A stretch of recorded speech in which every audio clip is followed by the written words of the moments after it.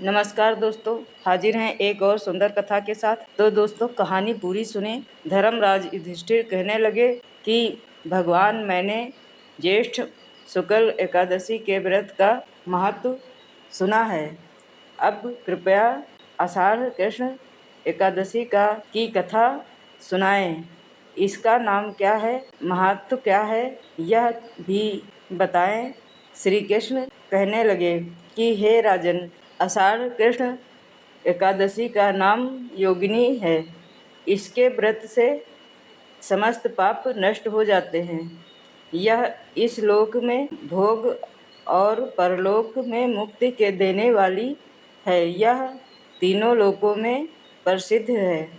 मैं तुमसे पुराणों में वर्णन की हुई कथा कहता हूँ, ध्यान पूर्वक सुनो। स्वर्गधाम की अलकापुरी नामक नगरी में कुबेर नाम का एक राजा रहता था। वह शिव भक्त था और प्रतिदिन शिव की पूजा किया करता था। हेम नाम का एक माली पूजन के लिए उसके यहाँ फूल लाया करता था। हेम की विश्वालाक्षी नाम की सुंदर स्त्री थी।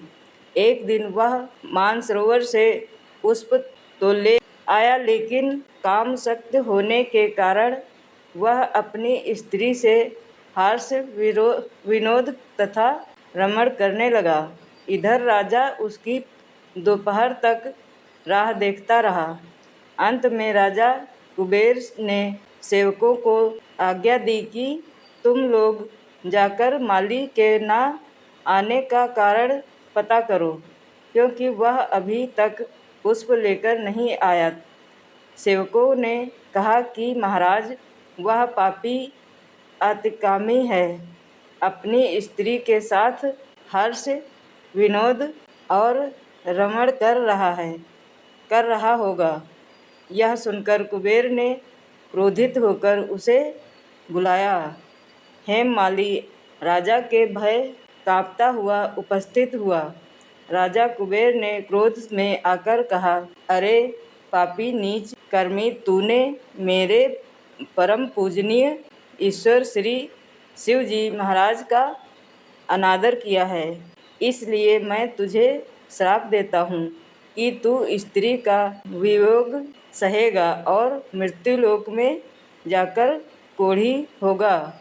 कुबेर के शाप से हेममाली का स्वर्ग से पतन हो गया और वह उसी क्षण पृथ्वी पर गिर गया। भूतल पर आते ही उसके शरीर में क्षेत्र कोढ़ हो गया। उसकी स्त्री भी उसी समय अंतर्ध्यान हो गई। मृत्युलोक में आकर माली ने महान दुख भोगे। भयानक जंगल में जाकर बिना अन्न और जल के भटकता रहा। रात्रि को निद्रा भी नहीं आती थी, परंतु शिवजी की पूजा के प्रभाव से उसको पिछले जन्म की स्मृति का ज्ञान अवश्य रहा। घूमते घूमते एक दिन वह मार्कंडेय ऋषि के आश्रम में पहुंच गया, जो ब्रह्मा से भी अधिक वृद्ध थे और जिनका आश्रम ब्रह्मा की सभा के समान लगता था। हेममाली वहां जाकर उनके पैरों में पड़ गया। उसे देखकर मार्कंडेय ऋषि बोले, तुमने ऐसा कौन सा पाप किया है जिसके प्रभाव से यह हालत हो गई। हेममाली ने सारा वृतांत कह सुनाया। यह सुनकर ऋषि बोले, निश्चित ही तुमने मेरे सम्मुख सत्य वचन कहे हैं, इसलिए तेरे दुष्कर्म के लिए मैं एक व्रत बताता हूँ।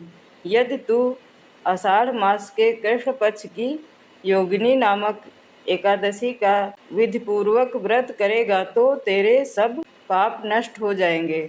यह सुनकर हेममाली ने अत्यंत प्रसन्न होकर मुनि को सादर प्रणाम किया।